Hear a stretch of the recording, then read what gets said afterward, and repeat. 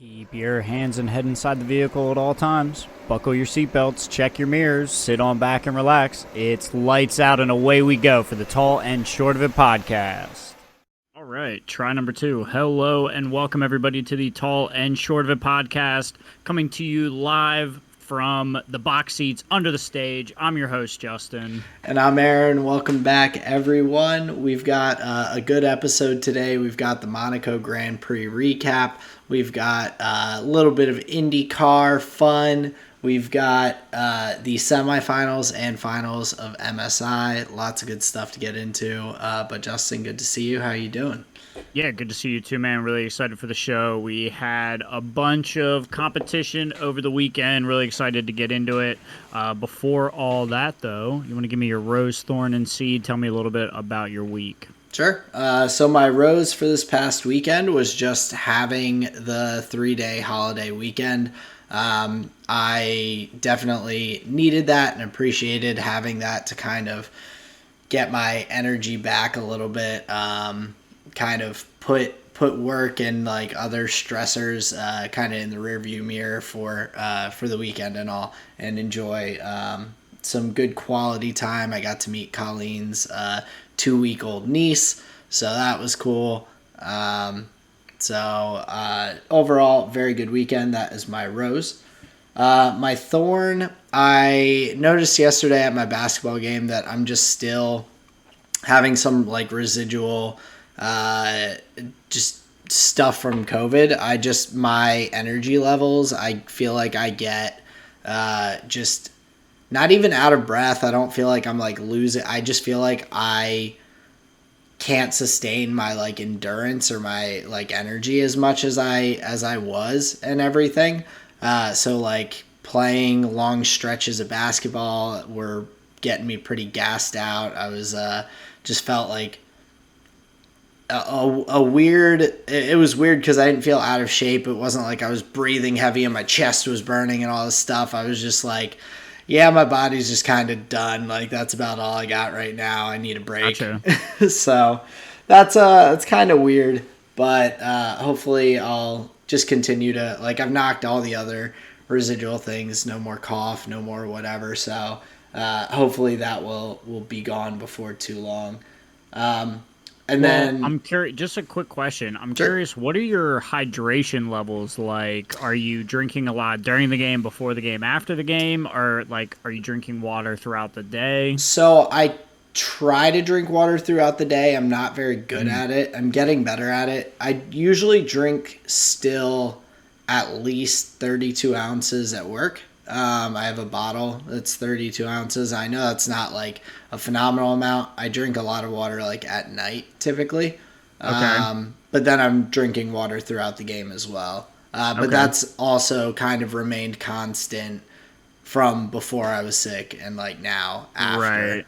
So you're at probably only like maybe 55 ounces on not a basketball day. I think I'm probably closer to like 64 to 70. Like I do drink a decent bit of water, especially at night, before I'm going to bed and everything. So gotcha. It just sounds like a quick thing that you could add a little more, and that probably give you some more benefit, because maybe not even like more energy, but maybe it would just equate to a little more, feeling like a little more fluid, a little more lubed up, as it were. Yeah, that's something that's always been difficult for me. It's just like it's not even like I like drinking water. I have no issue with water. Like I don't need something flavored or whatever.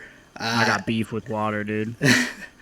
Some people do. Some people, I feel like I saw something on Twitter the other day that it was like this person hadn't drank, like they had lived off of like Diet Coke and coffee for like 3 years or something like that.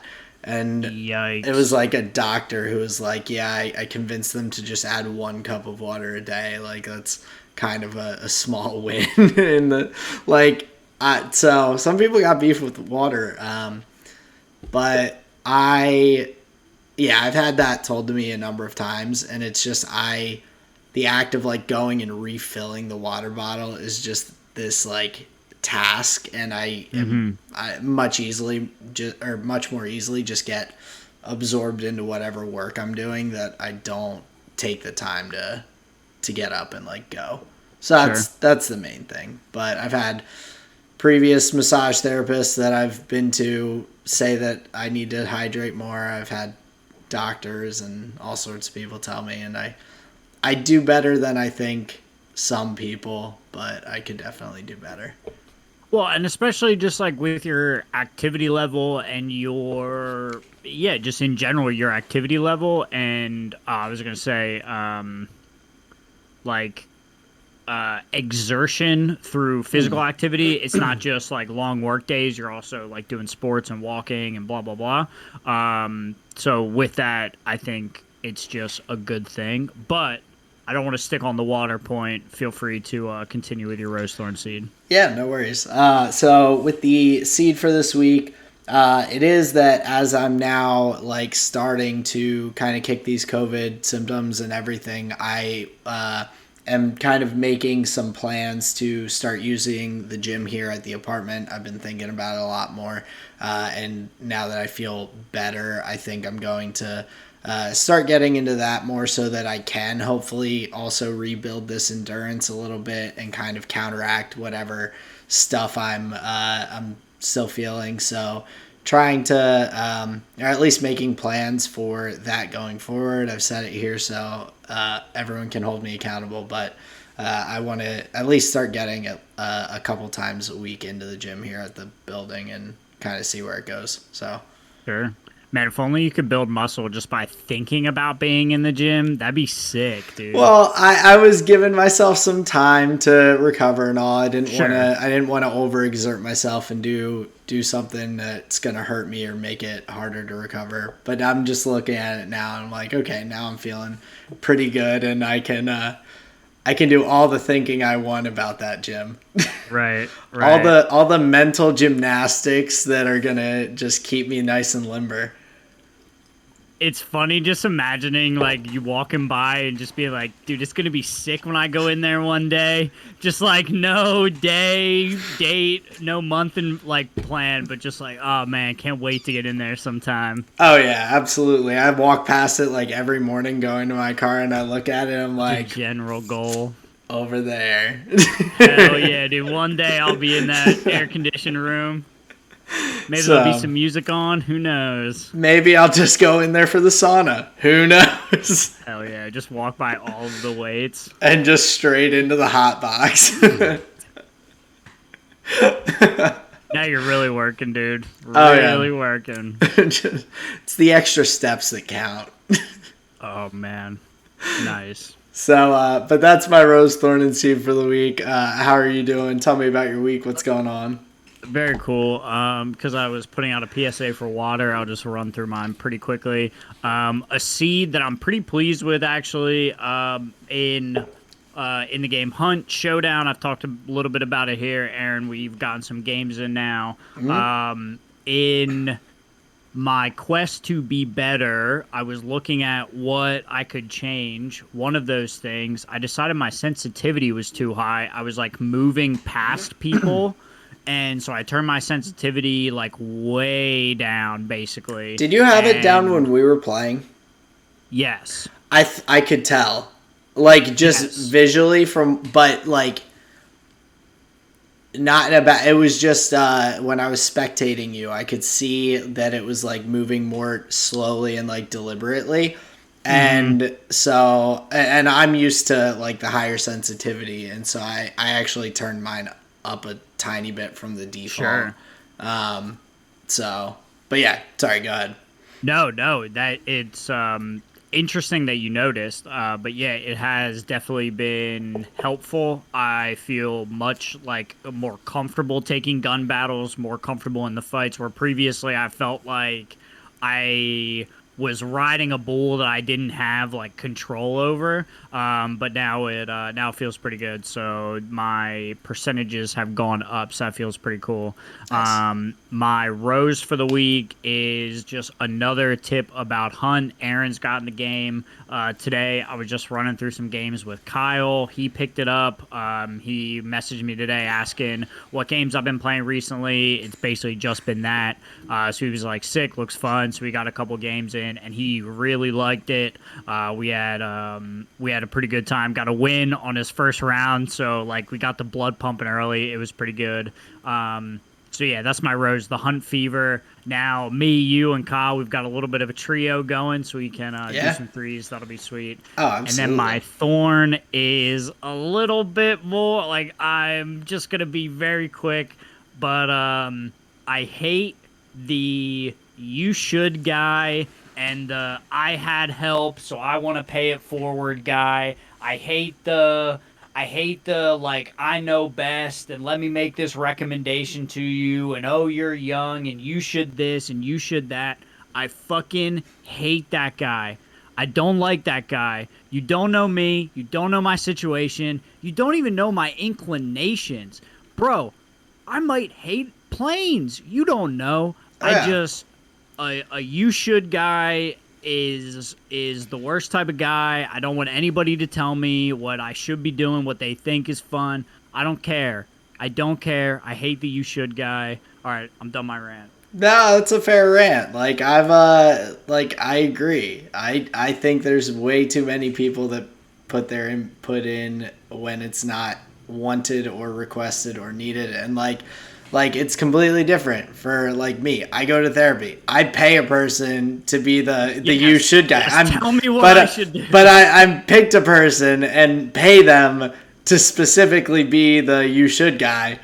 I don't need man in the grocery store line or like a woman behind the counter at the restaurant or like whatever. I don't need the you shoulds from those people. Yeah. It's not a fun place to be. I kind of felt like I was held hostage, and I just want to... Well, it's like, what do you even say when they're recommending something that's completely not you? Like, I was talking to one of my buddies on the basketball team yesterday, and he's like, I've always hated running. He's like, running sucks. He's like, I'm a big guy. My body's not built for it and everything. He's like, but I'll play basketball and be up and down the court all day. And I'm like, yeah, like lots of people. I ran for a lot of years and I enjoyed it, but like I get why people don't like it too. And I'm like, also there's not that many runners that are your body build. Like that's also a factual thing. So I didn't even think about being like, well, you should give it a try. Like, running's really good for you. Like, yeah, and then take up 20 minutes of his time telling you like why it's such a great about thing, this thing that he doesn't want to do or doesn't enjoy. It's like, exactly. And especially from people that don't know you well. Like, I know him pretty well, and I still wouldn't do that. But like for someone who doesn't know you to just be like, oh yeah, like this, you could do this better. Yeah, it's a really tough little swallow. So not a fun time. That is my rose, thorn, and seed here for the week. Really excited to get into the Monaco Grand Prix. Although I think just because we may have less notes on it, do you want to start with the Indy 500? I've got some thoughts. Sure. Well, I I did want to. This will give a nice little intro into both talks, but I saw a tweet out there and. It says welcome. It's from Engine MODE11. I think it's supposed to be model. Not sure. Either way, it said welcome to the multiverse of madness, where I have to tell my kids one of these drivers from the 2018 Sauber lineup has made his mark in motorsport history, and it's not Charles. And it's a picture of Marcus Ericsson and Charles Leclerc, who were on the Alfa Romeo Sauber lineup back in 2018. So. Leading into the Indy 500, Marcus Ericsson ended up having his day, dumping all the milk.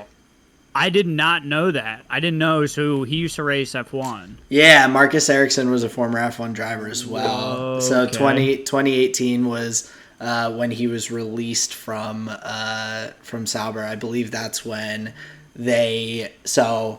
Leclerc moved up to Ferrari. Marcus Ericsson left F1.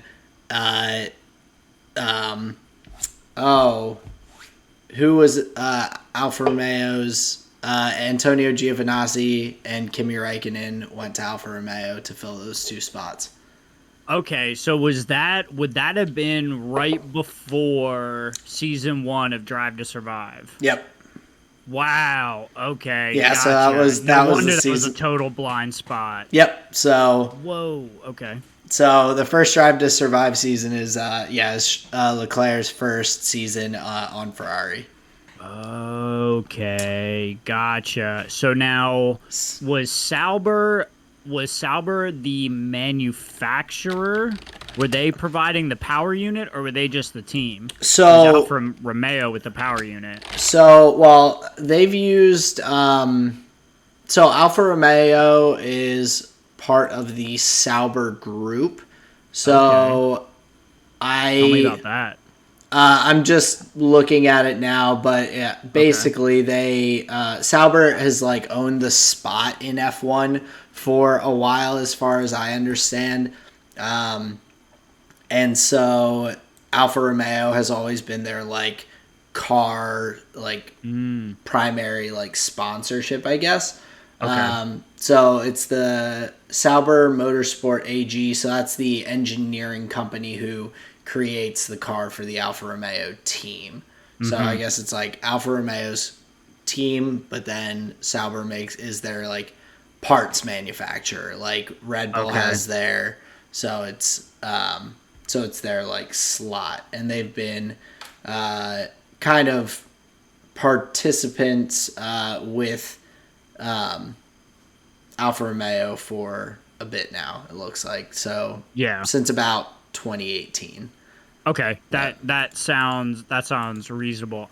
Because I had heard that like titling before, Alfa Romeo Sauber, although not recently in regards to like an org that was operating currently. Obviously, we have Alfa Romeo in Formula One right now, but it's not a common thing for them to say Alfa Romeo Sauber. Yeah, so that lineup, when I guess Sauber was maybe their title sponsor like Red Bull Oracle or that kind of thing, they're still the like manufacturer team, but okay, that makes sense as far as I can tell, at least. But Marcus Ericsson and Charles Leclerc raced for Alfa Romeo Sauber back in 2018. Yep. So Marcus Ericsson was released and he went over to IndyCar. Yep.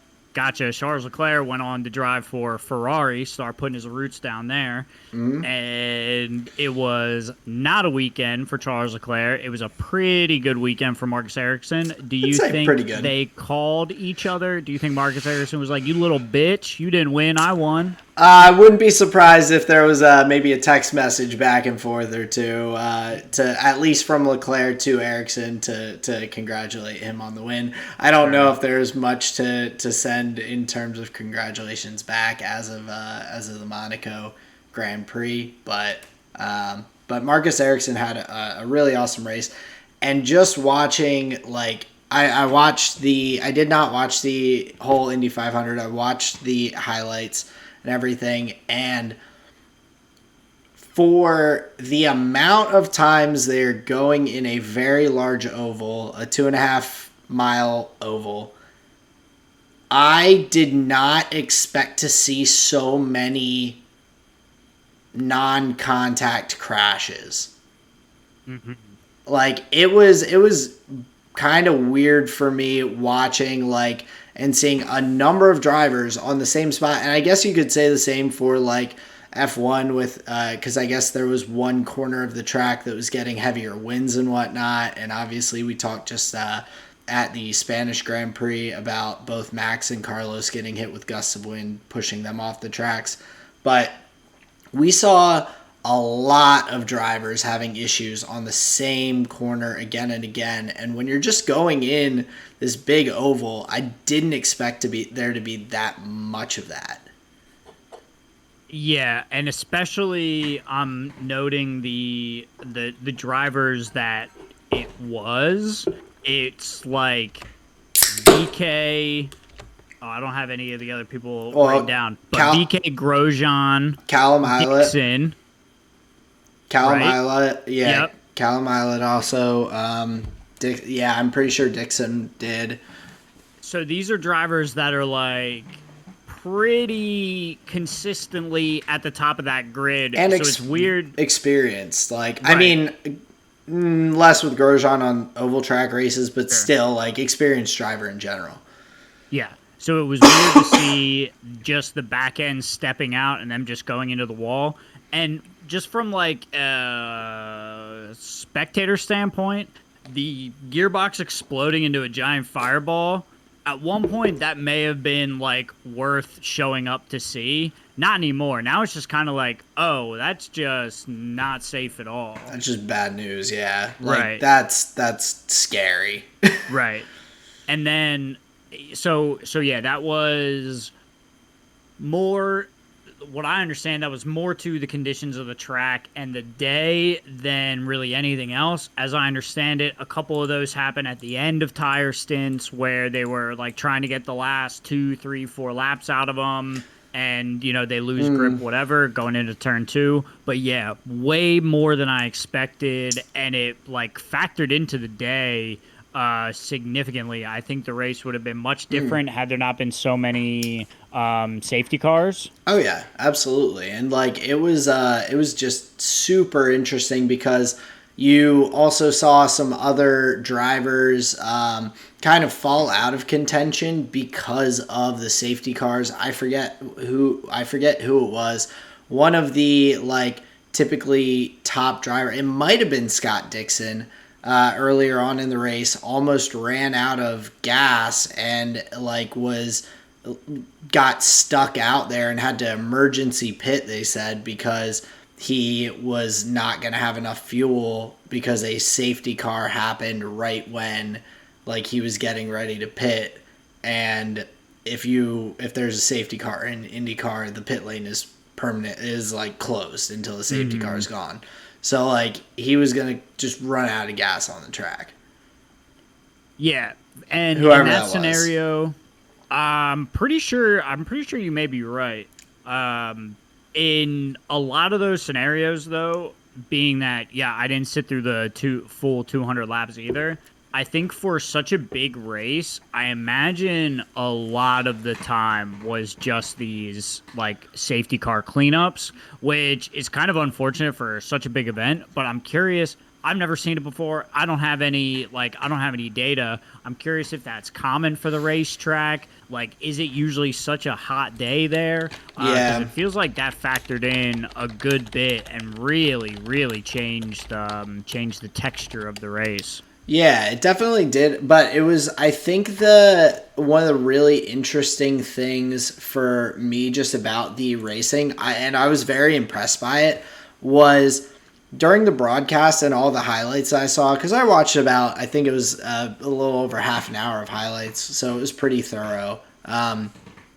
But the broadcasters, every single pass, every single potential run at the lead, every single, like, they were just, the excitement and everything coming out of their voice every single time was just so apparent and so obvious. And like that's really cool for a race that long, because it is kind of hard to keep some like excitement and energy. So I was really impressed from the broadcast side of like kind of sucking you in a little bit with like making everything from like they were doing it at lap like 40, at lap 50, and I'm like guys, it's not that exciting. There's 150 laps left, but like they were so like intense with their announcing it all, and I like thought it was something that stuck out to me distinctively, because I was like, you kind of have to if you're going to keep everyone's attention or do your best to for this long of a race. Oh yeah, big time. And there is something to be said for the overtaking in IndyCar. It is really exciting, and with the push to pass, the pace that they had was significant over the car that they were passing. So by the time like the camera angle shifted and they were out of the corner, the overtaking car was gone. Oh He yeah, was just down the next straight and gone. Yep. So and then there were so many overtakes for the lead. I think the race leader changed so many times. So to their credit, I think there was a lot to be excited about overall. But yeah, that is just a strength in cast where you can get somebody who has never seen the event before and really just bring them into like, whoa, everything that's going on right now is like the thing to watch, the thing to be paying attention to. Oh, yeah. That is really hard from a casting perspective. Like how many things have you tuned out of just based on the conversation that's being had on like over top of the action where you're just like, this is dumb, this is irrelevant, this doesn't matter. I know people that'll like listen to the radio broadcasts of sports and watch it on TV and stuff because they can't stand the announcers who are announcing on that specific broadcast. Sure. I have to say, just to sidebar into that, I have listened to a good bit of radio broadcast NHL hockey, and that is some exciting radio. NHL announcers are very good because that is a fast-paced game, and they are really on it. That's always impressed me. Yeah, and like I love the hockey jargon. So yeah, that's some good stuff right there. But we say that to say, the people talking about the event is almost just as important to the entertainment factor of the people involved, doing the actual thing. So I definitely second that. Where the cast was amazing. Yeah, and the other thing that stuck out to me, like really as like an interesting kind of note, was because it's such a long race. The thing for, and I believe it was. I forget if it was Chip Ganassi. I think it may not have been Chip Ganassi Racing, but whoever the teammates were at the start of the Indy 500 that were at the front too. Yep. They were driving together specifically. They were giving taking turns leading so that the other person could use the slipstream to use less fuel so that they could run longer. Yes. And I was like, this is unreal. Like that's the first note that I have. Like we see things happen. Like I just saw another video yesterday that was of the it was of Checo holding back Lewis at Abu Dhabi and like holding him up, slowing him down by like 4 seconds a lap for Max to be able to catch up and everything. I'm like, and then giving Max the like slipstream slingshot kind of like past him to go chasing after Lewis. Yeah. And like those things we see in F1 when there's something like big on the line or you're trying to like really like we see the occasional working together. But this was an active like strategy until some of the safety cars and things came out that they're like, we are going to get out in front, allow ourselves to drive further, pit less, like be on the best strategy and everything and just like go out and go after it. I thought that was so unique and pretty cool for the IndyCar, for the Indy 500. And I guess that may be because of the length as well a little bit, but still like very interesting.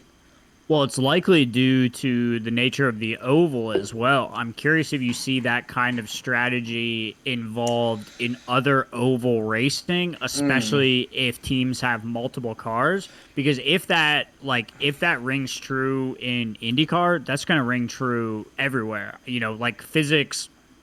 Well, I definitely think NASCAR has some similar, like they always talk about like teammates together and stuff like that. I mean, that's basically the entire theme of the Talladega Nights Ricky Bobby is him and his teammate like working together to try and win races and stuff like that. So. Oh shit. Okay. Well, yeah, there you go then. I imagine it goes way deeper than just this race. But yeah, I keyed into that big time. I thought that was so sick and such a an interesting strategy point that it's almost like obvious. Well, Go ahead. it is, but I also kind of wonder, and so obviously their strategy got messed up by the safety cars, things got thrown out of whack and all. But what if there were no issues? Like you're getting down to the last like 10 laps of the Indy 500 and now you're just like, all right, gloves off, boys. Like you two are out in front still, like go get them and just like let your two drivers just have at it for the last however many laps and I mean, obviously it's not as intensely like team contested like in F1 with the constructors championship, like having your drivers like fight each other on the track is not typically good. Right. But like, do you have a number one that you're like, all right, like, sorry, your teammate, we helped each other this far, like, see ya. Yeah, I just think it's That's an a great odd question, though. Yeah, I just think it would be an odd point of a race to get to at some point. And maybe they just assumed it would never get that far, and that like there would have to be something that's going to break it up. But I was a little curious about that. Yeah, no, that's a great point because who gets the lead when it really matters? Who really knows? But I do have to say that was quite an interesting element to the race, and that was just the start of it. How many times did we see the leader change? I thought the obviously the end of the race was super fucking exciting. Yeah, that was obviously awesome. Yeah, the amount of pace that the guys at the front had compared to everybody else was apparent, but more than the guys out front, what I thought was fascinating in that last restart, if you like looked at the middle of the field, they just like break out immediately into like 4, 5, 6 wide, like going into the straight sections. It's terrifying. That's fucking wild, dude. And they're all like jockeying for position and stuff. Like, how do you fuckers see anything? How do you know what's going on? That's why they're paid the big bucks. That last restart was epic. That was so exciting. It terrifies me every time because I'm like, someone's gonna hit each other. I'm like, they're all just zigzag and not just like spreading out. There are people who are like in and out, weaving and everything. I'm like, yeah. I have my internal screams when I see that happen, but it is exciting. Very. And yeah, so what was it effectively? It was like so there was the safety car at the end. I think it was like 4 or 5 laps left or whatever. I think 3 or 4 actually. Yeah, it was Gotcha. like not much left because I remember them when they said like 2 laps to go for Ericsson to see if he can hold on for the Indy 500. So, god damn. So yeah, then just the shootout there at the end, and my gosh, what was crazy is like he really only had Award really only had that one opportunity, and then like just all that momentum was gone, and you know Ericsson had a pretty good lead by the time he crossed the finish line. But fuck, that was an exciting battle. Oh, that was crazy. I did not expect someone to be able to like just make a run like that. I was like, it's 2 laps. Like, I guess everyone has a little bit of push to pass left in the tank, but Ericsson fought back hard on that pass and then just was able to kind of break away there at the end. But man, that was wild right up to the end of it. Yeah, and what was crazy, Ericsson, it wasn't even like he was race leader for a significant amount of time. Like, he was running 12th, then I saw him 7th, then, you know, shifting around with some of the pit stops. But for most of the race, he was running just, like, middle of the pack, just, like, holding steady. And it was that last sequence of events that really allowed him to pull it out, which was just fucking crazy. Yeah, I forget how he got up to, like, the top 4. I think it was just like pit strategy or something that just like somehow he made it up, because I remember that too, him being like kind of down like in the 5 to 10 range and all, and then for that last stretch right before the last safety car, he was like around maybe fourth or so, and ends up getting up for the lead. So yeah, Great race. Great race, very exciting Indy 500. Congratulations to Marcus Ericsson. Another exciting race though that we had this weekend, of course, and it was not exciting at the start because of the rain delays, but it definitely shook out to be one of the more exciting Monaco races that I have gotten to watch. So, hold on, teacher. Can we just go back to the last page? Can you tell me what the milk is about? So that's an Indy 500 tradition. So it's always like, and I would have to, and I will Google how it started, but it's is there like a milk company that's a sponsor? So this is a permanent fixture of the Indy 500. It's been going on for forever and a day. That like every driver, like you can see on like. I saw a list online. Every driver picks out before the race what kind of milk they want if they win the Indy 500. Like whether it's fucking 2%, whole milk, skim, like whatever it is. Every driver picks out what milk that they will get on the like podium or whatever when they win. So and just Googling it. So the Indy 500 winner drinks milk because a gentleman named Louis Meyer started the tradition in 1933. He was drinking from a glass of milk after winning the race and said that his mother had told him a glass of buttermilk was the best thing to drink on a hot day. Then he won. So he won in 1933. After his third win in 1936, Meyer abandoned all sense of decorum and he started drinking directly from the milk bottle. And someone took a picture of it. And then in 1956, people, I guess, picked it up and just every year since 1956, the Indy 500 winner has pretty much done that with a couple apparently potential or like people who went against the grain. Emerson Fittipaldi drank orange juice in 1993. So interesting. Yeah, I could easily see somebody like, I don't fuck with milk. Like, what are you talking about? Like, 100%. That would be me. Yeah. I would say, give me a fucking glass of water. I don't want that. So now like it says drivers can choose their preference. They're polled before the race of whether they want whole 2% or skim milk. Oh, that's fascinating. Okay. Yeah. So I guess it's just some dude won and did a random thing, and everyone's like, "Oh yeah, that's it, milk."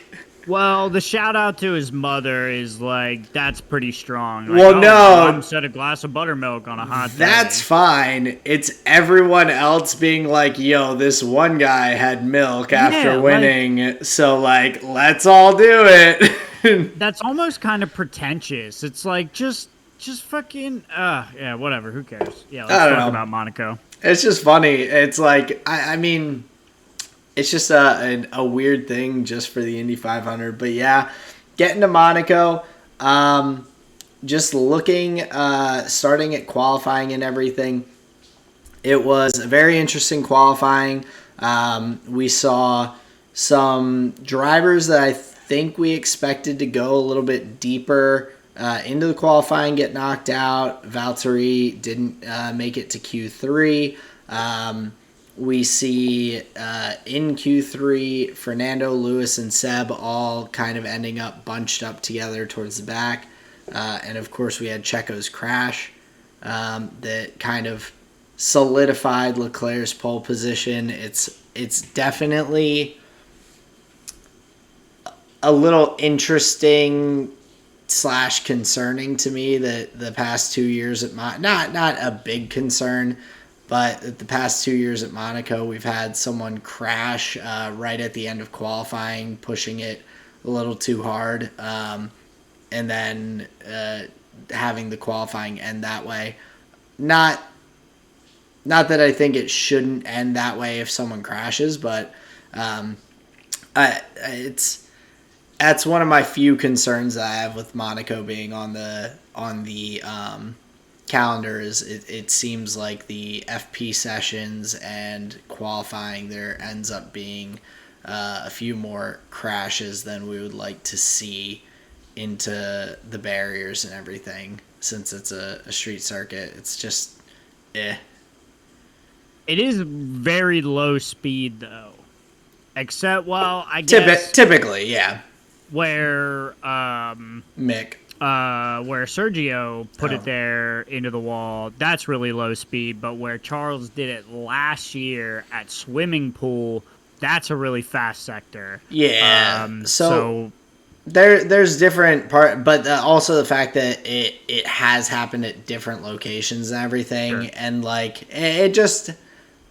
I'm not gonna jump the gun and stress out about it yet, but I don't hope that every year after year, someone just ends up pushing it a little too hard during that last qualifying session, going for pole and fucking it up and potentially injuring themselves or kind of just ruining the excitement.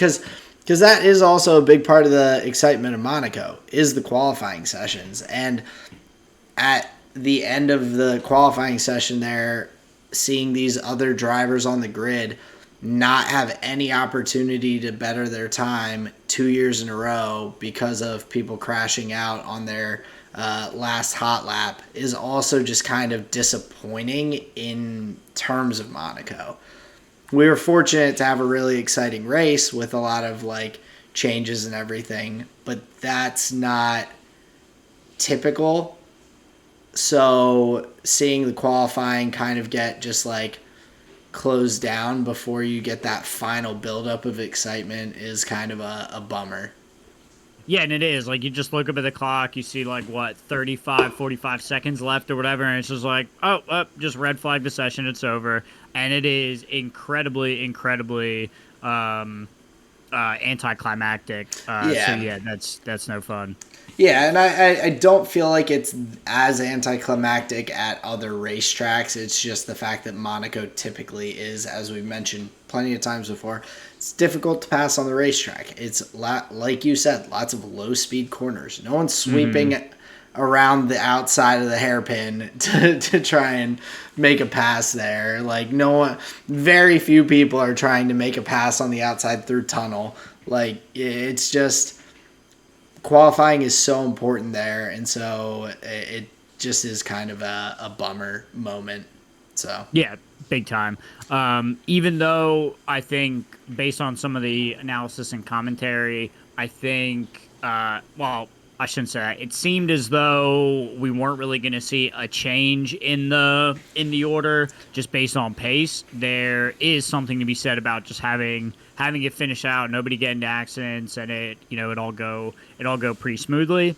Yeah. And then it also adds to the concern of, people are already talking about how, and this is what we got into last week, check out the previous episode, of people wanting Monaco to be, taken off the calendar, or at least just not on the calendar every year.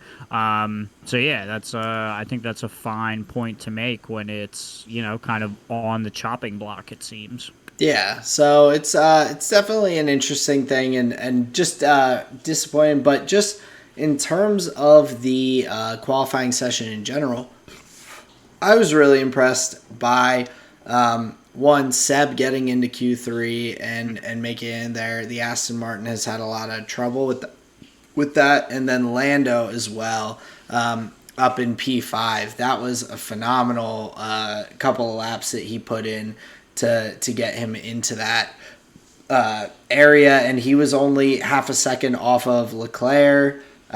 He was only 2/10 off max. So really, really phenomenal performance from Lando after McLaren has struggled thus far this year. Well, and as I understand it, not just McLaren, him as well. This weekend specifically with the tonsillitis and not feeling 100%. Well, that was him more last weekend. That he was like still recovering from it this weekend. But last weekend I know was the big illness weekend for him. Ah, sure. Well, yeah. Then P5 seems pretty reasonable to be still shaking that off a little bit. Oh, definitely. Like that's a super impressive result. And beating George, who has been putting out great results all season so far, beating him in qualifying is really, really exciting. But getting into the race a little bit, I guess, what do you want to start with? Do you have any kind of main points to hit? Or I have a number of drivers that I had kind of broken down little bits and pieces, but I kind of want to... Sure. Well, let me just start by saying this. I find it funny when the F1 broadcast breaks away from, like, decorum and just start talking shit on how things are being handled. I think that is quality entertainment. Usually they can keep it together for, whatever, 10, 15 minutes. They don't care. They'll call out this or make a little nitpick at that. But once it's, like, getting really delayed, they're like, this is ridiculous. I don't know. We could have been 30 minutes into the race by now. They're just talking so much trash. Has anyone ever driven in wet conditions before? I don't know, based on this. Like, right. Just going in on the race direction. And fair enough. It's a great point to make. But, yeah, I find that hilarious. And it really just, like... takes the energy just like way down. The rain just starts coming down. The umbrellas go up. So yeah, just really, really wet and dreary start to the race. Obviously, we hung around for like 45 minutes before the race actually started. But it is all in the spirit of safety because, they waited it out and ended up getting no more rain on the track. So yeah, I think fair enough. Yeah. And I mean, it was... I just thought kind of silly for them to send them out in the formation lap and then immediately like red flag it there. It's like, come on, you couldn't realize before you sent them that, like, it's a minute and a half difference. Like, you couldn't have called it ahead of time. You end up with Latifi and I think Lance Stroll both like knocking the wall on the formation lap because of the water. You just end up in a weird spot, and then you're like, joke's on you. We're going to make the race one lap shorter, and you guys go get dry. Like, I don't know. If you're gonna call it and everything that quickly, like, if you're that on the line where you're like halfway through the formation lap, they're like, nah, just bring him back into the pit lane. At that point, I'd just be like, no, like that's if you're that close to the line, I would just be like, don't send them out. Mm-hmm. Yeah, but then, and I think this was kind of the broadcast point, is like, then the race is never going to get underway anyway. Like, they were saying you have to, like, just start at some point, even if the flags are come out, even if you're going to go back into the pits. Yeah. And maybe I agree with that. I don't know. But overall, it all seemed a little silly. I'm just happy that by the time that we were racing, there wasn't a whole lot of water on the track. Yeah. That was like, harmful, that was being bitched about by the drivers on the radio. Yeah, definitely. And I didn't want it to be just like this crazy Monaco wet race, but at the same time, yeah, if you're making that decision that you're like, oh, it's fine, we're sending them out, like, better stick to it or something. Like, you better make the right call. I just think it's silly to have all this back and forth and like, oh, send them out, bring them in. Mm-hmm. Send them out, under safety car. Oh, rolling start. Just, I don't know. I completely understand the broadcast like frustration and everything with it. But we did eventually get underway. Fortunately, things did dry up a good bit, but it did create some interesting tire strategy because Big time. Starting the race under safety car, you are obligated to start on the wet tires, which I think is kind of a silly rule, personally, just because it didn't seem like the wet tires were the optimal tire. So I don't understand why teams are not given the right to choose wets, intermediates, whichever one they're looking for, just based on their own strategy. They're allowed to bring a driver in and put them onto slicks when it's still rainy out there and everything. That like mid-race, there's no race direction being like, oh, it's too wet out there, you gotta use these tires. Right. They can throw whatever tires they want on as the race starts, but to have this weird rule that it's like, it's raining and you're starting under safety car, so wet tires only, like, is just, I think, like, kind of a unnecessary rule. Yeah, it's shoehorn safety. It doesn't allow for like creativity in those scenarios. Yeah. But I'm not sure that's the area that the FIA wants teams being creative. I think they just want them to be safe. And I think they would err on the side of caution and have a 1.3 second slower lap time, whatever it is. It was probably much slower than that. But yeah, I get what you mean, because like there isn't a additional safety concern between someone picking softs and someone picking hard tires at the start of the race, really, other than the warm-up time. But question of intelligence, then you're got to question if these people should be alive. Yeah, like if it's pouring down rain and they're like, I'm gonna go no, I'm just talking about like in a normal dry scenario, like there's no safety concern between choosing between like softs and hards on like a normal dry day, right? Whereas like there could be, I guess, a potential danger for picking the intermediates over the wet tires, maybe on a rain. Yeah, but I'm kind of with you on that point though, where like I think it can't be that much of a difference between the wets and the intermediates, but then again, from a data standpoint, it must be, or else they wouldn't have the intermediates. Yeah, it just I'm curious how much of a safer tire that is to start on, because it's just in this sort of situation. I mean, we saw teams pitting drivers and someone that I was going to talk about later on, and that we will get to a bit more. Like Pierre Gasly was blowing past people when he got on the intermediates early. After starting towards the back of the grid, he was like, pit me early, throw me on the intermediates, and he was blowing past people. Sure. I'm pretty sure that was lap 10, though. It may have been. So there is a world where the difference between wets on lap 1 and intermediates on lap 10 after 20 cars have done 10 laps, like, that is a big track difference, especially once the rain had cut. So from that, like, to that degree, I completely agree. I understand. I'm with you totally. But the start of the race, there was likely way more water than we as the viewer were aware of, or else they wouldn't have enforced the wet thing. Yeah. But you're right. Gasly was on the intermediates on a fucking tear. He was hunting people down. So to that point, I would say, oh, yeah, the intermediates were 100% the right call, and I was surprised more teams even didn't make it.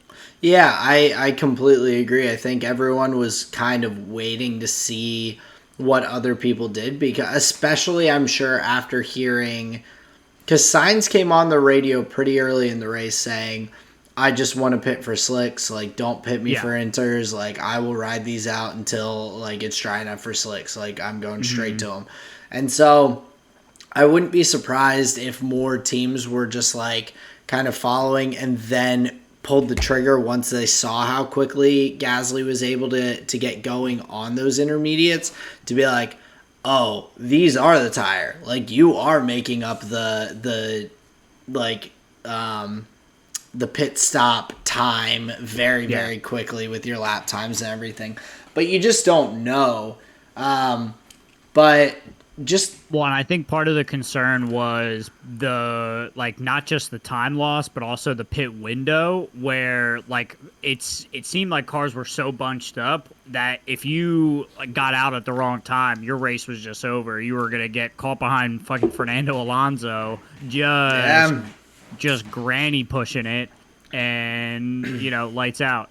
So to a certain degree, it wasn't the easiest pit stop ever to make. No, but definitely not. but the pace was there 100%, is what we're saying. Yeah, and so finding that time, I think every team would have had the opportunity to kind of find that spot potentially. But just talking about, I guess, more individual drivers. I guess where do you want to start in terms of that and like their races, their race strategies, and kind of how things shook out? We could likely just start with Sergio Perez, the race winner, where I think Red Bull overall they had the better strategy where they just did, I guess they would call it an overtake strategy, where they just answered what Ferrari did and Yeah, then or just had more overcut. overcut. Yep. Thank you. Yes, the overtake strategy. Just get in front of that car. So yeah, the overcut was working really well because they realized that that everyone was having really slow outlaps. So going a little bit longer, you were making up all of that gap that you were losing on the outlap very quickly. So yeah, Red Bull definitely went with the right strategy there. Got Sergio and Max on the same strategy to kind of each jump one of for Sergio jump two Ferraris and for Max to jump one from the start of the race. So really just good call overall and phenomenal racing by Checo. I mean, he had that one slip up with the flat spotting his tires and locking up right pretty much after one of the safety car restarts towards the end, and he just drove, or I guess on the rolling restart, after Mick's crash, and he drove with those tires well for the rest of the race, including the little run that Sainz had at him at the end. He drove very, very well. Was able to really finish the race strong after having that tough position that he kind of put himself in by flat spotting his front right. And yeah, but great race from him. Huge props. He had a nice qualifying to put himself in P3, and was able to use that strategy to leapfrog up into the P1. Yeah, obviously a phenomenal drive from him. First win at Monaco. I think it's his third Formula One win overall. So it seems like this guy's just leveling up and just more to come. But yeah, what a great drive from Sergio. And just for the other Red Bull driver, for Max, I think he had a decent enough weekend. Finished better than his qualifying position. Played the team game really strong, which I thought was pretty good in the sense, just from what some of the analysts were saying. It seemed like he understood he didn't have the pace, so just worked to keep Leclerc behind him and let Sergio go. So I think Max played the team game pretty well. Yeah, I completely agree, and I think that in a race where he had a tough qualifying weekend, he didn't feel phenomenal. Like, from just hearing him talk, he didn't feel phenomenal with the car this weekend. To come out ahead of your closest championship rival with Leclerc and being able to be up on him in points for the weekend is huge. And then, of course, Red Bull, each of their drivers beating one of the Ferraris, getting the extra points on both of those sides for the constructors. That's big. He took a weekend that could have been kind of just chalked up as a loss for him, and he put in a good performance to help the team. He, of course, was very excited for Checo. Like he kind of sounded bummed a little on the team radio about his own race, just because he was like, I didn't have it this weekend, but super exciting for him and Checo to be on the podium in Monaco, and a big team win for Red Bull. So. Yeah, big time. I think somebody who was not as excited to be on the podium was Carlos Sainz. He looked oddly like uncomfortable among the very Red Bull dominated podium, which was really funny. A couple of wide eyes, couple of quick shimmies towards the door. You don't blame the guy, but he drove a great race as well. Props to him. Yeah, he did, and unfortunately, they just ended up on kind of the wrong side of that overcut situation and everything. Like Carlos Sainz, he again is P2. He has not ever been able to get his win in F1 as of yet. But hey, I mean, look at Sergio Perez. Sergio Perez just got his first win. What was it, last year? Yes. Yeah, and so it's not something that that really means all that much necessarily about the driver. Like Sainz has put in a great performance. Their team did get the strategy right, and he easily could have won that race by making that really, I think, insightful and kind of risky call of saying that I'm not going to get on the inters. I just want the slicks as soon as I feel like we can drive on them and everything. And making that call. That's a risky call to make. All it takes is a little more rain to come down, and all of a sudden that pit window for going on to slicks pushes out 3, 4, 5 more laps, and all of a sudden you are in a bad spot as everyone's flying past you on the inters. And so that was a risky call, but it worked out in terms of what they were looking to do. It just didn't quite work out in terms of the overall team strategy. So props to him, but his teammate was definitely feeling a little bit worse for wear.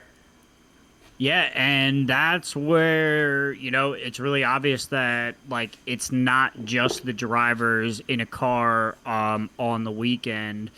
I think Charles, or I should say, it seemed like Charles's race was shattered by a miscommunication with his engineers and, like, missing the pit window. Should he not have pitted? Was he supposed to pit? They weren't very clear. Yeah. And it just, like, it left him kind of confused. So in moments like that, like you were saying about Carlos, like it may not even be about him or his driving. It could just be circumstances of the weekend, which unfortunately helped Charles not take that pole to victory. Yeah, and I mean he has now he finished his first Monaco race, so that's a positive for him. But P4 is definitely not what he was looking for after getting pole position. It's tough because I think that the plan was kind of to double stack for. I mean, Red Bull did it as well. Red Bull and Ferrari both double stacked to pit onto the slicks.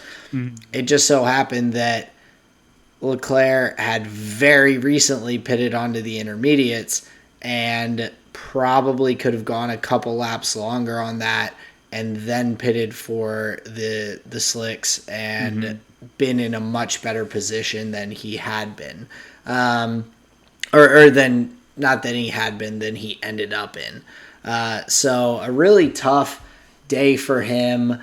And you could just tell he was like, I feel like I drove a really good race and everything outside of just following what I was being told by my race engineer and all. And so, like, what's the deal? I drove a clean race. I drove well. I put in good lap times. And the only thing that fucked me up was strategy. And now I'm P4 instead of P1. Like that, Yeah, it blows. Yeah, not good, not good at all. Obviously, you could hear the frustration on the radio, lots of expletives. So yeah, I think Red Bull winning out just on pace and strategy. It seems. Yeah, and so like I do feel for Leclerc a bit in the situation because he did have like a great start to the weekend again, and so it's a really difficult spot to be in.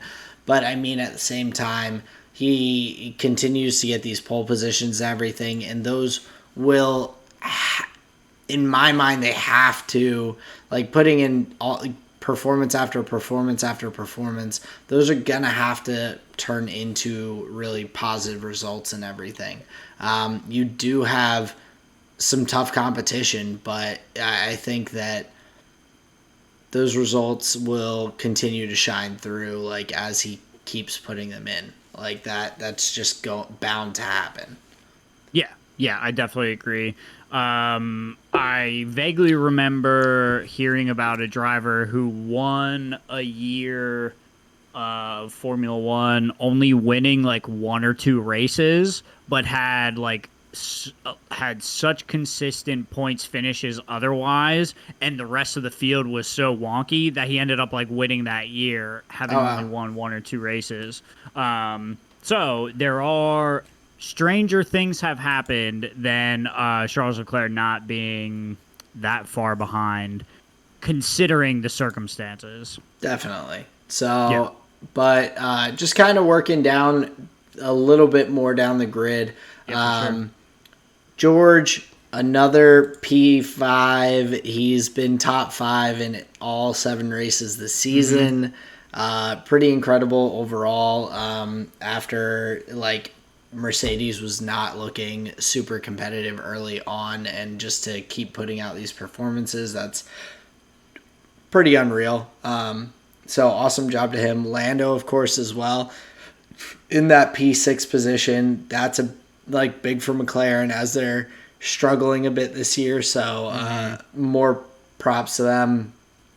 I did want to talk a little bit about Lewis and Fernando and like get your thoughts on that a little bit Okay. too. So because for anyone who's getting all their race recap from us, Fernando Alonso was driving pretty slowly compared to the cars ahead of him, to the point, and just playing very good defense, not letting anyone pass. So Lewis was stuck behind him for a very, very long time, to the point that Lewis was asking his race engineer like, oh, how far ahead is like the front group and everything if I can get past Alonso. And they're like, yeah, they're like right behind you, bro. Like they're almost a full lap ahead because that's how slow everyone's been going. So Fernando really bottlenecked it. Yeah, big time. But does he have any like he was P7, so it's not like he was the slowest car on the grid holding everybody up through like, bad driving or something. It I don't know. Is that like a good strategy to where like he just drove his race in a way that was, yeah, I just don't have to let anybody pass, but I can do whatever pace I want. Like there's it doesn't feel like there's anything that says he can't do that. While yeah, it There's may not that. make Lewis Hamilton happy, but it secures Alpine the points that he was in. I think from a team and a championship perspective, that's the right way to drive every time. To some extent, because obviously not every track is able to give you the opportunity to defend that well, and And that's so why I think it's exactly the right way to drive because it was it's exactly the right track for it. well, and so very intelligent race, and I agree with you. I think a really intelligent decision by Fernando to go, I don't have the pace to beat these guys on a full lap, but I can have just enough pace to stop them from getting past me. Right. Where it does come into play, unfortunately, though, is with Esteban Ocon ending up with the 5-second penalty for his collision with Lewis. And so Fernando bottling up everyone behind him back to back to back to back and everything does end up with Esteban going from P9 and getting 2 additional points for Alpine, potentially dropping down to P12 with the 5-second penalty. So falling back out of the points. So it did secure, and hey, I don't know what would have happened if Fernando had let Lewis through. He loses 2 points, which are the 2 points that Esteban would have gotten anyway if he had finished in the points or whatever. So I can't say for sure that it would have made a difference overall for Alpine's team result. But I think a smart strategy for Fernando, and I think that's it was a interesting call. He wasn't driving unsafely. He wasn't doing anything risky or dangerous, but he slowed people down a lot, and that was I was impressed with the veteran kind of drive that he put in doing that. Not any Yuki or Guan Yu Zhou or Mick are not going to be able to do that same thing in the same position. Right, and if they do, they're they'll probably get flags thrown at them because they're young, they're rookies. It's likely going to be perceived as due to lack of experience, due to lack of knowledge, lack of pace, whatever. Yeah. But I think in Fernando's case, he understands that if Lewis is behind you, he's not going to be behind you for long, and this was just a great opportunity for him to just secure some really good points. Yeah, absolutely. It's huge for him in terms of the points. 6 is a big number when you're in the midfield like that. Mm-hmm. Those points add up very, very quickly, and so huge props to him. Getting a little further down, though, there's a couple drivers I really wanted to talk about, primarily Pierre and Daniel. And I want to just kind of talk because looking at... start with Pierre and then we'll go to Daniel. Well, and so looking at... and this kind of gets a little further down into some topics I wanted to look at maybe a little later. But driver lineups for 2023. Mm-hmm. Checo signs his extension. I know we're going to talk about that at some point, but Checo got his Red Bull extension through 2024, I believe, so for the next 2 years. AlphaTauri's driver lineup is not been made official going into next season, so both both drivers do not have contracts extending them with AlphaTauri. The only teams that really have slots in them that are higher on the grid than AlphaTauri are Alfa Romeo if Guan Yu Zhou does not get an extension, or potentially Alpine, but AlphaTauri has also been relatively similar in performance, at least previous to this year. Right. I saw a lot of talk after this race in Monaco about Pierre Gasly. Checo gets the extension. What does that mean for Pierre's future in Red Bull? I mean, we watched... What, as though they thought Pierre was going to Red Bull? I think that there was a lot of conversation that with Pierre's driving performance and how well he had done after moving back down to AlphaTauri, he got a race win. He got a couple of podiums. He was putting in really good performances. I think the potential for where could he move into a title contender after putting in good performances, I think was conversation. Now, of course, with those top driver lineups being kind of locked in, it's what happens to Pierre? And I thought that was kind of an odd place to be coming from, looking at these analysts and these people talking. I mean, I'm pretty sure Will Buxton and a couple of other of those F1 media personalities had mentioned this on Twitter over the past week, and Pierre has not had the performances this season that, in my opinion, necessitate a team higher up on the grid taking a shot at him, or him necessarily having to move. I could see him signing a 1-year contract and seeing how it goes, because I looked at it, I did a comparison, and although this was all, I think, brought to a head by two things. It was by Checo signing a contract extension and Pierre putting in a really good drive. He started way down on the grid, but he made a lot of passes and had a good strategy and had a really nice race at Monaco. But comparing him side by side, he's beat Yuki 3 times in qualifying, and Yuki's beat him 3 times in qualifying in races that they've both finished qualifying, or someone didn't DNS or DNF. Mm-hmm. In races that they've both finished, they're 2-2, and in just races in general, I believe Yuki, if you include the DNFs, Yuki has finished higher 4-3 times.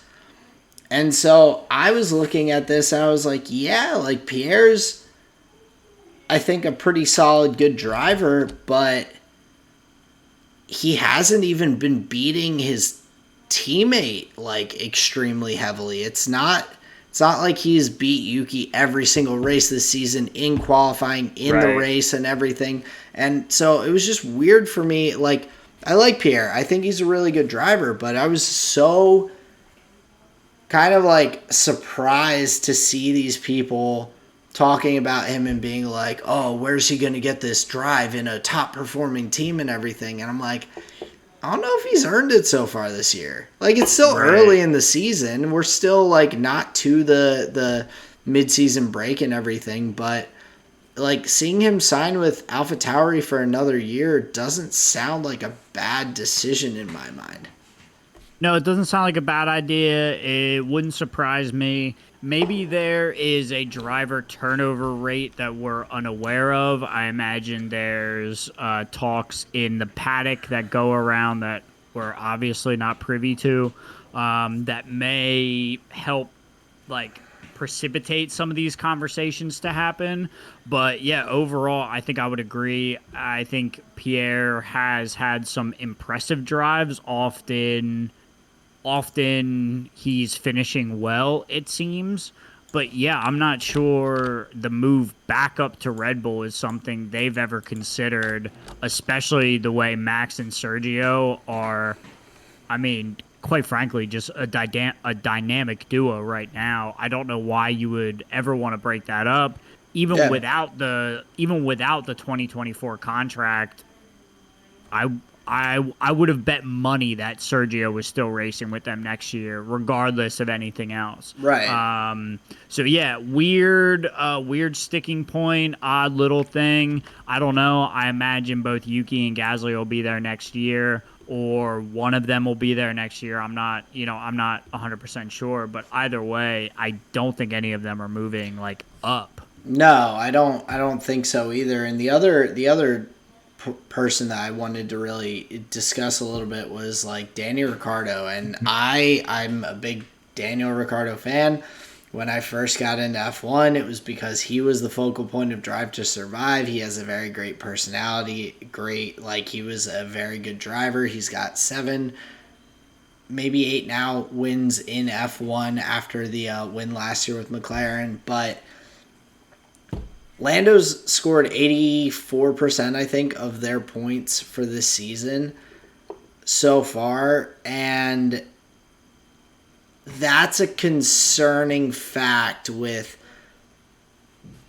Ricardo's contract only going through 2023. Like, I love Danny Ricciardo. I want to continue to see him in F1, but I'm concerned about his struggles here with McLaren. I mean, he had another finish this week out of the points, finishing P13. He had started down in P14, so only making up one position throughout the race. I don't know if this McLaren, or I don't know if it's the car, I don't know what it is, but I'm looking at his performances and I just don't necessarily see him staying in this position where he really wanted to be long term in a team that could help him fight for a driver's championship. I just don't see him getting there. Yeah, 100%. I'm kind of with you. I was even skeptical, even during the whole, like, oh, he's just trying to get his, like, get a hold of the car and this and that. His performances since he left Red Bull have just, like, gone down, I think. His consistency has just gone down. So, yeah, overall, I'm not sure what they are hoping for or what needs to change, what kind of glimmer ray of hope they're looking for. But, yeah, Ricciardo has not been the racer that I imagine McLaren was promised around contract time. Yeah, and so it's kind of tough. Like, I've been obviously like watching throughout the season and kind of keeping an eye on how he is doing, and I mean he's got 11 points compared to his teammate, or sorry, no, that was, yeah. So he's got 11 points compared to his teammate who has 48. Like, that's a pretty drastic difference for a team in general, and so especially for driver who is a veteran and who's been a race winner, been a really good driver in his career. And so I'm definitely wondering kind of what is going to happen with Danny going forward. Of course, we've talked about how McLaren wants to look at Colton Herta and have him do some testing and whatnot with the team and all. It does kind of make you look into the future a little bit and kind of wonder what will shake out and all. But yeah, I've just been sadly just disappointed with his performances so far this season, and I hope he can kind of pull it together and everything. But F1 is a very competitive sport, and so if a team thinks that they have someone who might work out better, they're going to go for it. So Yeah. And it seems like the writing is on the wall with them giving tests to, this IndyCar driver, and they're likely looking at other options as well. Yeah, I imagine the days are numbered for that McLaren driver. yeah, and so the I guess we'll of course see down the road, but the final driver I really wanted to like touch on was Mick Schumacher. Really tough crash during the race. Fortunately, it was like looked a lot worse than it was, and he ended up being okay. But he's another driver who's now kind of come under criticism a little bit with their performances. I know that Gunter was talking a bit about the frustration with his crashes now, and like the primarily due to the cost of repairs to the team and everything. And so we're seeing Mick, who I personally think is absolutely 100% a good enough driver to be in F1. I think that he has showed some really solid performances and everything, and he just needs to get a little bit better consistency. But he's put in good enough performances and beat people who have better cars in some instances to, in my opinion, warrant continuing in F1. But he has not been officially like re-signed for upcoming seasons and all. His rookie contract is running out as of the end of this year, as of right now.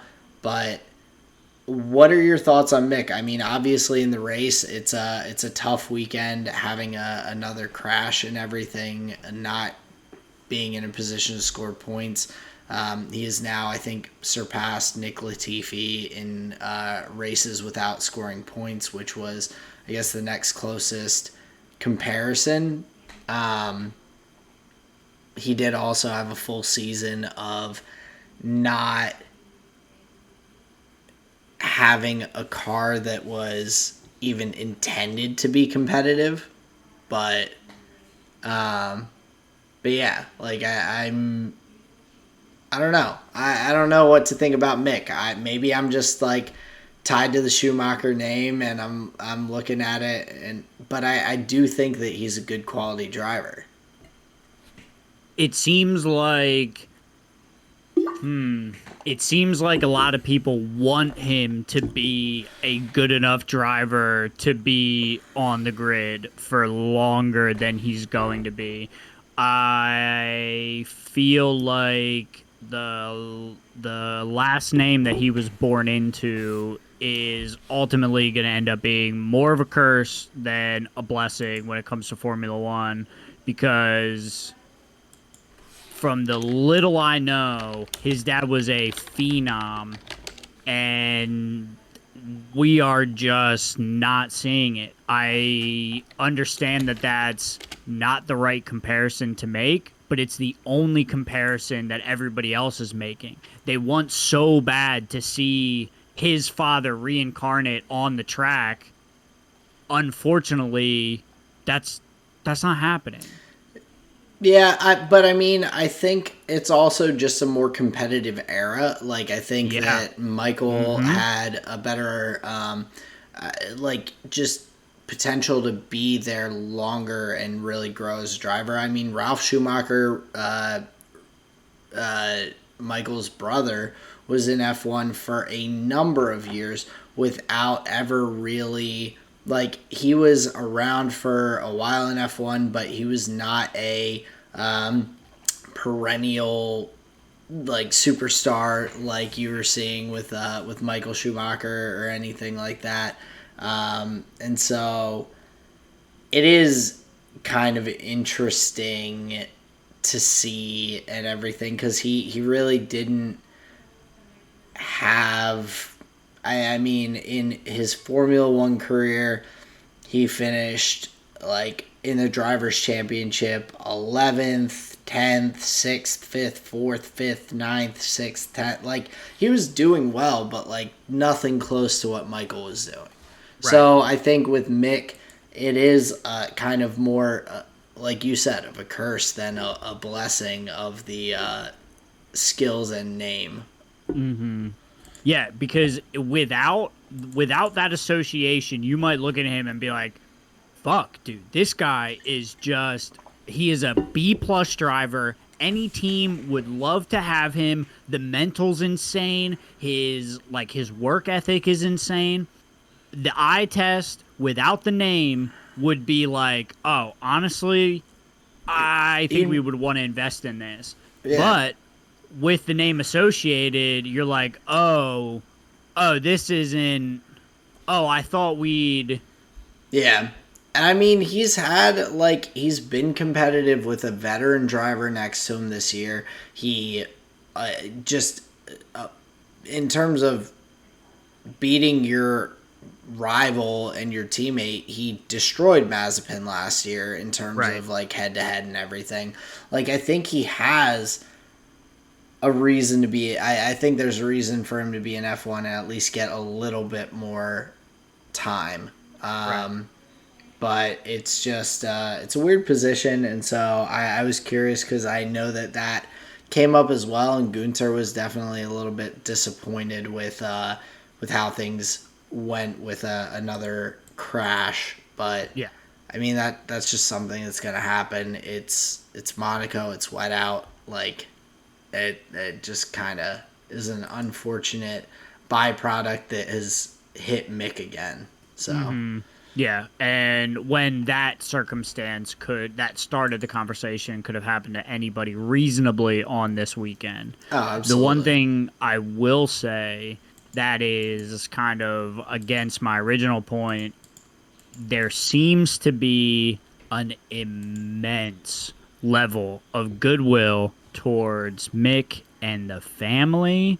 So there is likely a world, and we may be living in it, where Mick actually outstays his usefulness in Formula One just Yeah. because people are like, we love this kid, we love the family, Yeah. just And I let him mean, race, he'll get better, like that kind of thing. yeah, I don't that know how much of that there is, but it's just a caveat. yeah, and I mean, hopefully it won't go that far. Like, you don't want anyone to be driving in this extremely competitive atmosphere just based on things that aren't their racing and Right.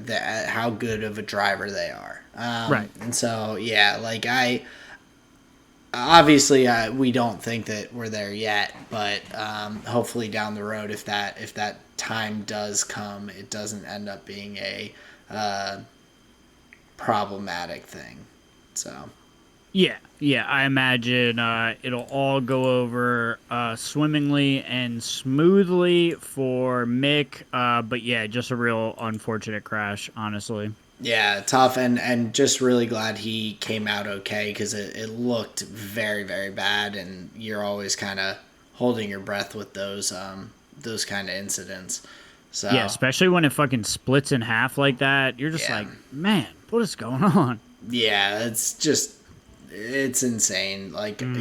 you never want to see that with these cars.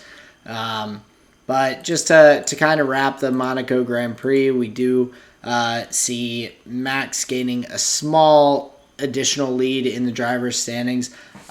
We have Checo, who's only 25 points back as of right now, though. So from Max, and he's only 6 points back from Leclerc.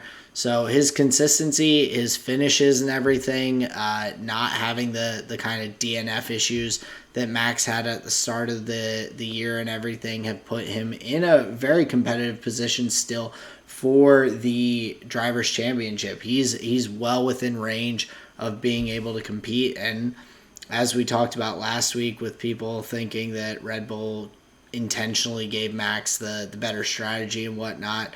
Like, this is going to be a good fight for the drivers' championship. Red Bull gained a little bit more on Ferrari as well, going up 36 points now in the constructors, so leading that by a good margin for where things started in the season. Yeah, for But sure. did you have any other, I guess, Monaco notes or anything else before we move along? I think that pretty wraps it up for me. Cool. So why don't you, I guess, lead us into MSI? We've got the semifinals and finals from this past weekend. Well, to be fair, I only have like really good notes on the finals. The semifinals were just like victory laps for the Rumble stage, I guess. It was just like, Yeah. hey, let's just shit on these teams from across the pond 3 times in a row. But interestingly enough, here's the little bit of analysis that I will do for you.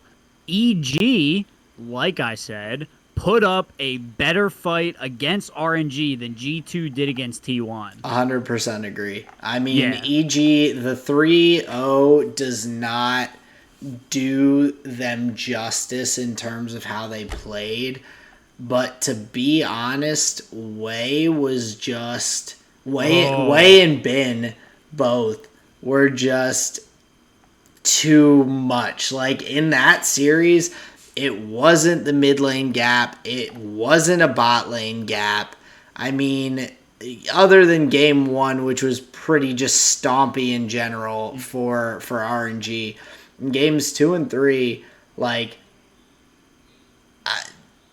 Bin just looked like a maniac on the gangplank. He played so well, but Danny played extremely well, and was, in my opinion, in game three at least, played better than Gala did.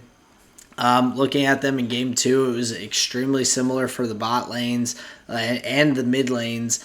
The difference was that top side of the map, and Wei was just able to get so many objectives, really kind of dominate the team fights, and what the gank timing was so good. Like, Bin was getting, it was just such a big combination. Bin getting kind of a small advantage in the poke battles, forcing Impact to kind of have to play up too far, and then Wei coming in and just like, they shut Impact down hard this series. Yeah, big time. And no matter which champion they put him on, obviously the Viego was the standout, but even in games 2 and 3, EG tried to pick it away from him when they were on blue side. It still didn't matter. He just picked the Wukong and had just as much of an impact. So yeah, I think Wei was so impactful, and not just in this series. Like, literally all of my notes in the T1, it's just Wei written 100 million times. Like, and again, I'm just thinking of, and it goes back to the meta that we were talking about like way long ago. It's like, I understand you only have so many bans, but Gwen and Viego ending up on the same side of the rift, it just is gonna be a bad day. They are so powerful. They have so much healing. The manaless Viego can just fight indefinitely as long as he has health. He will continue to just skirmish. Like, he is the perfect champion for these aggressive junglers. And I know, like I said, Wei spent 2 games not on Viego. He was on the other side of the matchup, but it was just such a house champion for him. Him as a player just had the reads over and over and over, and dominating that top side with Bin was, like you said, just a key to the game. Yeah, it was insane.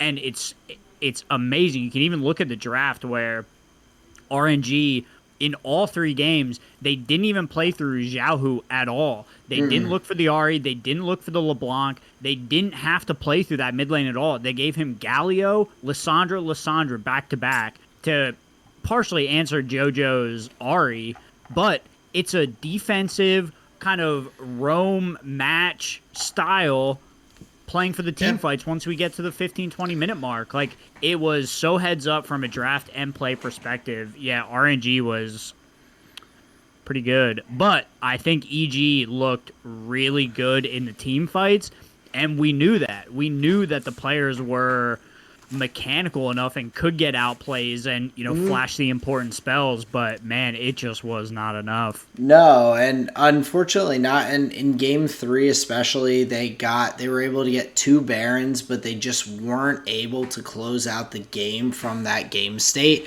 and going to that 3rd Baron fight where RNG takes it and is able to kind of close out the game from that point. Like, they were, even with the Barons, they were playing from behind, and it was just a tough position to be in, but they played much better than I expected. Looking at the other semifinals, as you had mentioned, T1, G2, G2 did not look extremely competitive, particularly in games 1 and 3. They just got beat pretty hard. Faker on the Tristana in game 1 was just kind of stupid. Like, he was just showing up in other lanes and kind of like just taking over, just very slow. Well, I guess not that slowly with the Tristana, but picking up the kills, picking up the advantages and all, and roaming a lot on that champion. Yeah, it was pretty one-sided throughout the whole thing. There was some interesting stuff by G2. I like some of the picks, but even like it just felt futile throughout the whole thing. Seriously outclassed by T1 overall. Yeah, and Owner played a really nice series there as well, but I guess to get into the meat of everything, getting into the finals, it was a really just back and forth finals. I mean, we were watching just kind of stomp after stomp back and forth outside of game one was the longest game, but even that one was just not super competitive because Bin was just unbelievable there on the top side on the Gwen. I mean, he was every time you see him, you're like, oh, it's a 2v1, and he's somehow getting the first kill really quickly and then just winning the 1v1 against the other champion and everything. And just once he had that lead on Zeus in the top lane on the Jace, it was just like Bin and Wei just again and again and again. Every time Jace moved up too far, they're both there and Bin's getting the kill. I'm like, this is rough. And just skyrocketing that lane, that matchup ahead, just start kicking in the towers. You have topside control. You get every Rift Herald. It was crazy. And then from the T1 side of it, they could not keep wards up long enough to track Wei at all. There was so much control from Ming on the bottom side of the map, so much control from Xiaohu and Wei on the mid to top side of the map.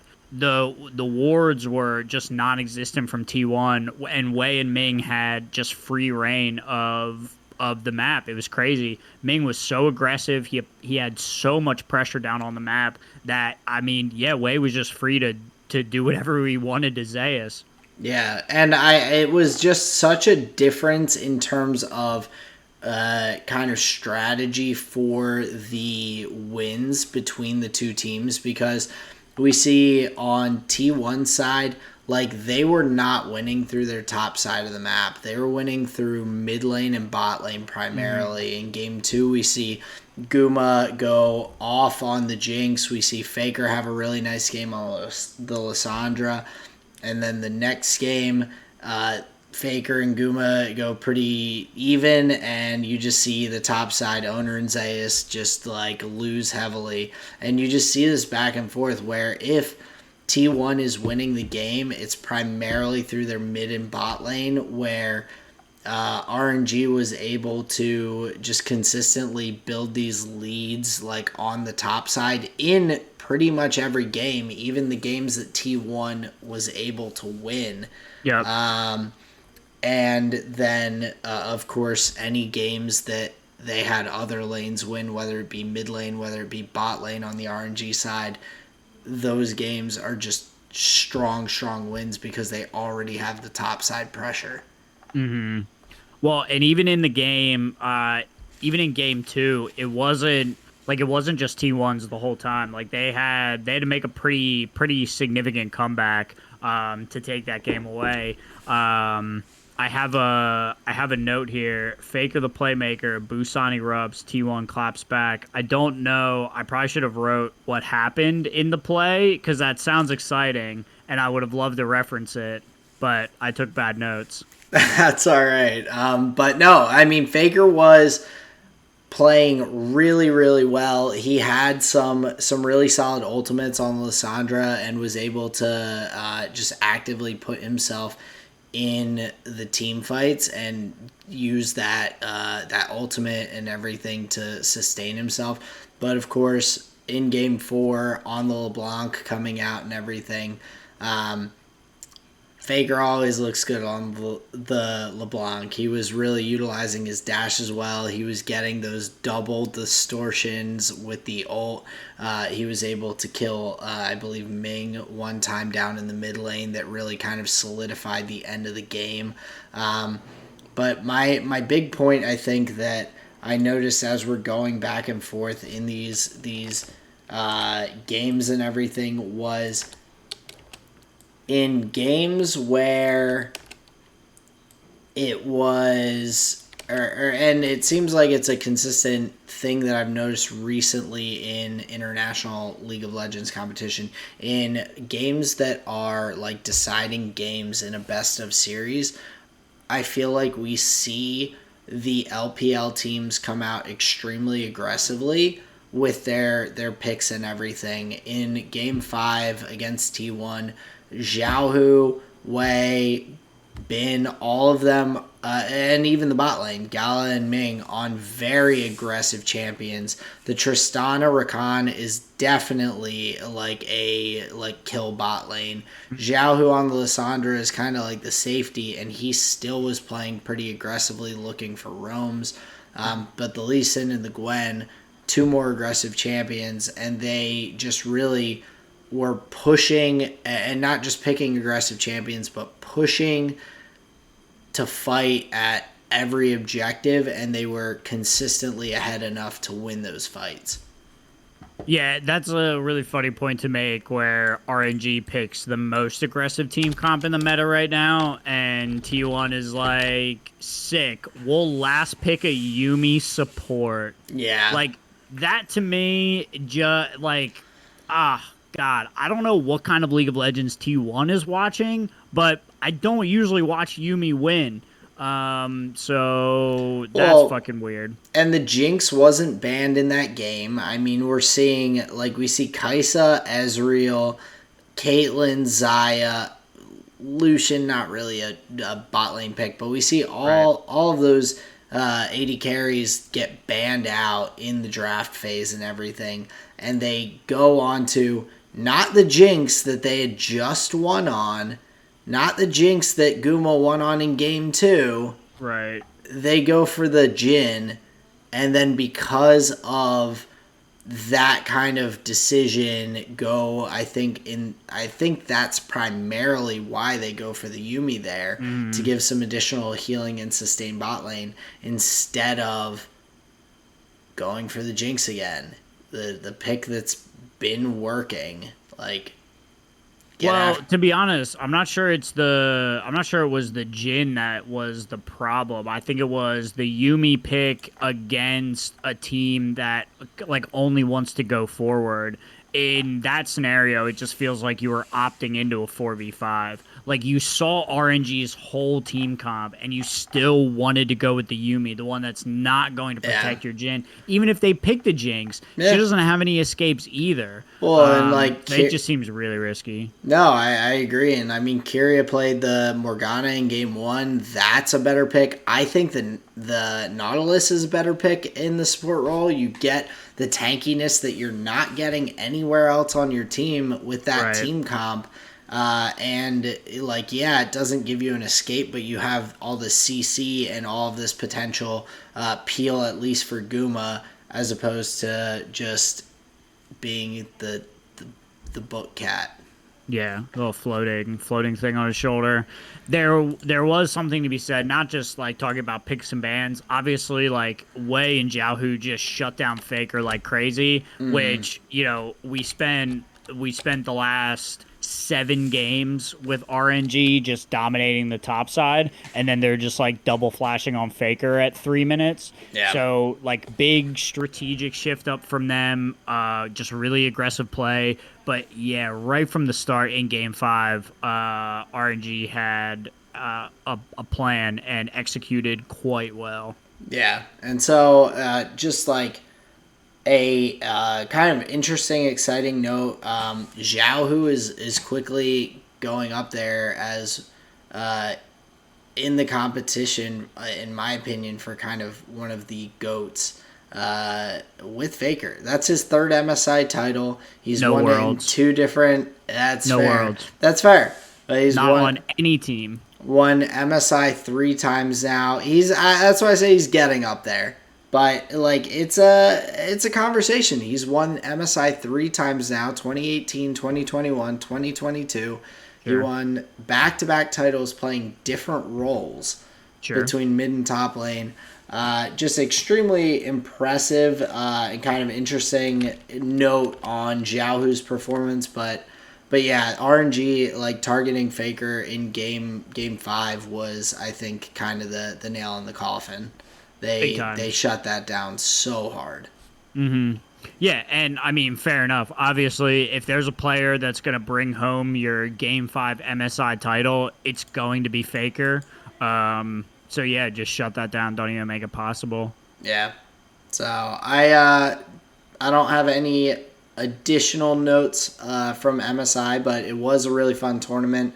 I enjoyed watching through a lot. It was a lot of good fun, and congrats to RNG on winning MSI 2022. Yeah, agreed. I think I just cannot stress how much that win goes to Wei. I Oh, mean, big he time. was, in my opinion, the MVP for them 100%. I mean, hot take, obviously, but like he was a fucking house for them Oh the yeah, whole time. So yeah, a jungler to watch for sure. And then the other thing that I wanted to note, and I thought this was fascinating, in um, two of the games, Jax is banned, and I'm pretty sure that's only because Bin is in the server. And I thought that oh was 100%. fascinating. In a world where there's so many other champions to ban, like they still had to ban that away from him because it's just like you don't give that away. So I think that was fascinating. Definitely, especially to leave the Gwen up in game three. Like that's a odd one to leave instead of the Jax. But I mean, to me, that's like a pick your poison. I would argue that Jax is quite effective. oh, he is. But Gwen seems to be OP in more people's hands. Sure. So I think that in general, the pocket pick versus the standard OP is like it's kind of a toss up in this situation for Yeah. sure. But Yeah. Agreed. um, That's but why I brought it yeah, up. no, definitely an interesting note as well. And so I am looking forward to hopefully seeing both teams back for Worlds later on. We've got a whole nother split before we get there, but lots of League of Legends in the future. Blue side won every game in the finals. I mean, Anyway, I don't know. Like I said, I don't know if that's. I don't know I if don't know that. what that means. I just said it. No, I think that both teams were very good. I just don't know if that maybe the pick ban is kind of blue side heavy, but I don't know if it made that significant of a difference. I don't think it did either. I think there was so much variance and like comeback potential from both of the teams that at any given point it could have went either way. Yeah, but it is a good note. So definitely an interesting point to kind of keep in mind. So Fun series though overall. MSI 2021 in the books. Aaron, give me your flavor of the week. Let's get these people out of here. sounds good. So my food for the flavor of the week. This past weekend, I went to a local brewery and they had food trucks there. So they don't have their own food, so they just always do food trucks. And they had a slider food truck that had some really good sliders and a Korean taco food truck. So Colleen got some Korean tacos. I got some sliders. I got to have one of those tacos and have some sliders and whatnot. And so I had a buffalo shrimp slider, which was really good. Some Korean beef tacos. So that is my food. For my music, it's kind of a throwback a little bit to an earlier episode of the pod, but Fleet Foxes, a band that you had mentioned, came up as I was listening to some of my Spotify Made For You playlists, and I really enjoyed it. It was like a good vibe, and so that kind of music I was trying to listen to a bit more over the past week. It was just was mixing up my vibes and my music a little bit. So that coming on, I was like, oh, this wouldn't have been on if I hadn't checked them out after you talked about them on the podcast previously. So Fleet Foxes, Montezuma was the song specifically that came up that I was bopping to. But then for my visual medium for the flavor of the week is the show Dark Tourist on Netflix. It's this guy. He's a journalist from New Zealand. He travels around to all these different places that are dark tourist hotspots. So typically places that are associated with death or some sort of obscurity or some sort of kind of darker history. He went to Pablo Escobar's hometown and kind of talked to some of the people there. And it's very bizarre. He talked to Pablo Escobar's personal hitman. So he's talking to this very charismatic person who has killed a lot of people for the drug trade. And he's talking to all these people who are like, yes, Pablo Escobar murdered tons of people and sold tons and tons of drugs, but he brought that money back to our community, so we love him for it. And like, Right. it's a very interesting series. He's gone to a number of different places throughout what we've watched so far, and all of them, there's this almost like just confliction for him, where he's just like, this is really interesting, but it also just has this kind of horrible history in whatever sense of the place and everything. And it's just a very interesting show. So I would definitely recommend it. Dark Tourist on Netflix, but that is my flavor of the week. Very cool. Dark tourism just sounds like they haven't been to the Lizzie Borden house. You go there one time. You don't need any more darkness in your life. I don't know what the Lizzie Borden house is, so that went over my head. Can you briefly explain? So the way I know the legend, and I don't even know if it goes outside of Berks County. I don't know. But the way that I heard the story was it was this lady who was in an abusive relationship. She was pushed down the stairs while pregnant. You know, she's not alive anymore, and then comes back with this unborn child to like haunt and make it not so pleasant. Very haunted Like situation. way haunted. Yeah, Okay. like way spooked. Spooked. It's like, it's interesting, I guess, about the show because it's not mostly like places that, it's not like as much like ghosts and like there is some otherworldly type scenarios and all, but more just like macabre and like very like going to like Fukushima, the nuclear plant in Japan that had a nuclear meltdown because of a tsunami, and like that going into that, like lots of like very interesting but kind of dark backstory areas as well. So interesting. Yeah. Well, that's fucking creepy.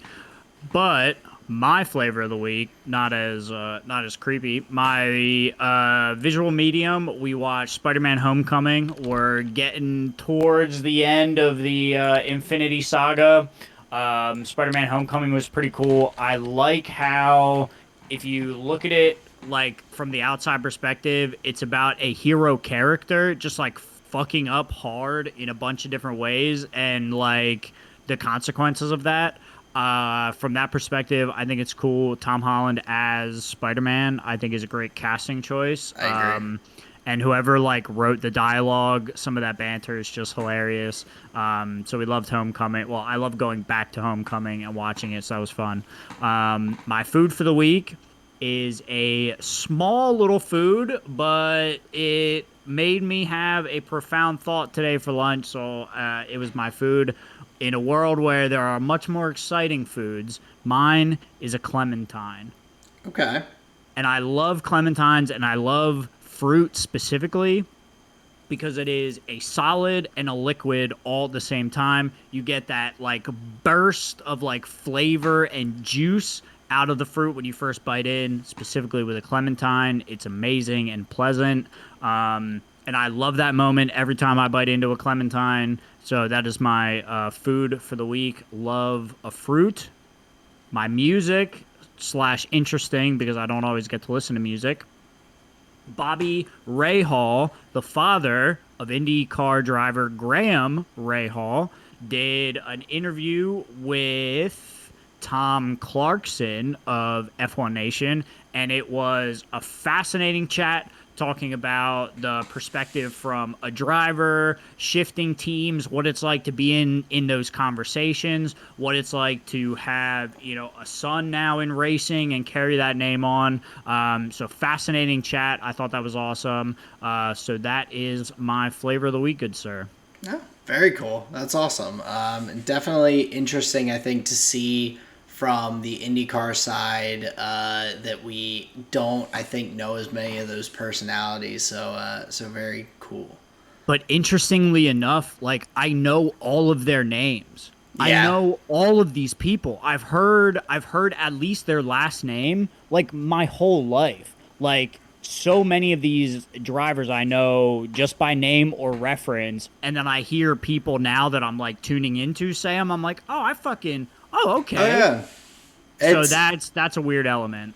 Definitely, but I think I felt like I've noticed or recognized a lot more names too than I expected. But yeah, so I guess that does bring us to the end of this episode. So thank you all for listening. Check us out on Spotify, YouTube, Google Podcasts. Hit us up on Twitter. Let us know your flavor of the week. We really appreciate you all listening to us week after week. But that is all I have for this episode. New episodes every Thursday. Audio comes out on Wednesday nights. So to all of our listeners, I just want to say thank you so much for tuning in. We really appreciate your support. New episodes every Wednesday and Thursday. This has been another episode of the Tall and Short of It podcast. Thank you very much, everyone. Peace out. Later.